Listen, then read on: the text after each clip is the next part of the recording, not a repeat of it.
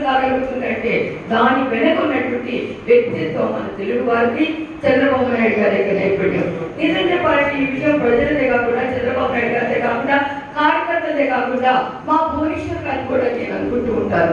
ఎందువల్లంటే ఏనాడు కూడా ఒక ముఖ్యమంత్రి కూతురు అయ్యుండి కూడా, ఒక ముఖ్యమంత్రి భార్య అయ్యుండి కూడా ఎప్పుడు ప్రజల మధ్యకి ఆమె ఏ రోజు అధికార తత్వాన్ని వినియోగించుకొని రాలేదు.